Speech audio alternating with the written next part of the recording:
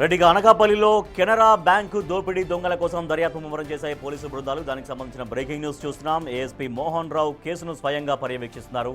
Bank దోపిడీకి 5గురు యత్నించగా 2 bank బయట కాపలా కాశారు. దోపిడీకి ముందు బ్యాంకులో అకౌంట్ కావాలంటూ ఒక దొంగ వచ్చాడు. 10 నిమిషాల తర్వాత మరో 2 బ్యాంకు లోపలికి వెళ్లారు. 3 దొంగలు బ్యాంకు లోపల ఉండగా మరో 2 నేరుగా బ్యాంక్ మేనేజర్ క్యాబిన్కి వెళ్లారు.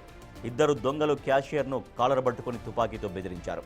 తర్వాత మరో 2 దొంగలు బ్యాంక్ మేనేజర్ని కూడా తుపాకీతో బెదిరించారు. మేనేజర్ వెంటనే అలారం మోగించడంతో పోలీసులని భయపడి పరారైపోయారు. మొత్తం 3 బైకుల్లో 7 దొంగలు చోరీకి వచ్చారు. దొంగతనం విఫలం కావడంతో బైకులపై రైల్వే స్టేషన్ వైపు వెళ్లిపోయారు. దొంగలు కనీసం మాస్కులు కూడా లేకుండా వచ్చి దోపిడీకి ప్రయత్నించారు. వీరి విజువల్స్ సీసీ కెమెరాలో రికార్డ్ అవ్వగా దొంగల్ని గుర్తించడానికి ప్రయత్నిస్తున్నారు.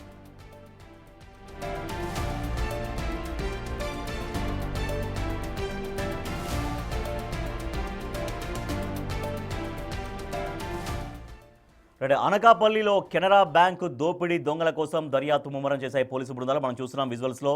నేరుగా కనీసం మాస్కులు కూడా ధరించకుండా వాళ్ళు వచ్చారు.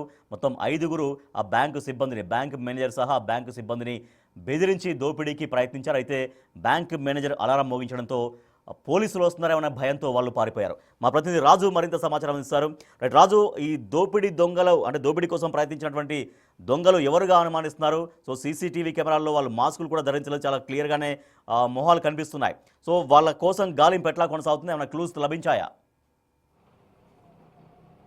అనకాపల్లి కెనరా బ్యాంకులోకి వచ్చినటువంటి 7 దొంగలు కూడా ముందుగానే ఒక రెక్కీ నిర్వహించిన తర్వాతే బ్యాంకు దోపిడీని పక్కాగా ప్లాన్ చేసుకుని లోపలికి వచ్చినట్లుగా తెలుస్తుంది. ఎందుకంటే 3 బైకుల్లో 7 దొంగలు అయితే వచ్చారు. వచ్చినటువంటి వాళ్ళలో 2 బయట ఉన్నారు.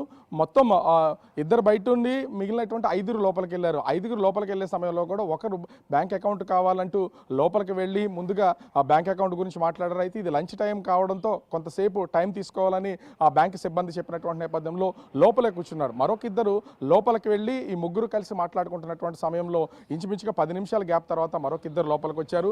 ఎప్పుడైతే 5 దొంగలు లోపలికి వచ్చారో 3 మాత్రం బ్యాంకు ఉద్యోగిని అంటే బ్యాంక్ క్యాషియర్ని పట్టుకుని కాలర్ పట్టుకుని అతనికి గన్నుతో బెదిరించే ప్రయత్నం చేశారు. అనుగా చూసుకున్నటువంటి మరొక 2 దొంగలు నేరుగా అటు బ్యాంక్ మేనేజర్ క్యాబిన్లో బ్యాంక్ మేనేజర్కి గన్ను చూపించి ఆమెను కూడా బెదిరించే ప్రయత్నం అయితే చేసినటువంటిది అయితే ఉంది. ఒక్కసారిగా బ్యాంకులో ఏం జరుగుతుందో అర్థం కానటువంటిది. మొత్తం దాదాపుగా ఉన్నటువంటి 15 మంది కస్టమర్స్తో పాటుగా బ్యాంక్ సిబ్బంది అంతా కూడా తీవ్ర భయాందోళనకు గురైనటువంటి పరిస్థితి అయితే ఉంది. అయితే ఈ సమయంలోనే బ్యాంక్ మేనేజర్ అత్యంత చాకచక్యంగా వ్యవహరిస్తూ అటు తుపాకీతో బెదిరిస్తున్నా కూడా ఎక్కడ భయపడకుండా ఆ అలారం మోగించినటువంటి నేపథ్యంలో ఒక్కసారిగా పోలీసులు వస్తున్నారని భయపడి ఆ లోపల నుంచి అంటే బ్యాంక్ లోపల నుంచి ఒక్కసారిగా బయటికి పారిపోయినటువంటి పరిస్థితి అయితే ఉంది. అయితే దాదాపుగా 15 నుంచి 20 నిమిషాల పాటు బ్యాంకు లోపలే ఈ దొంగలు ఉన్నారు. అప్పటి వరకు బ్యాంకు లావాదేవీలు ఏమి జరిగినటువంటి పరిస్థితి అయితే లేదు.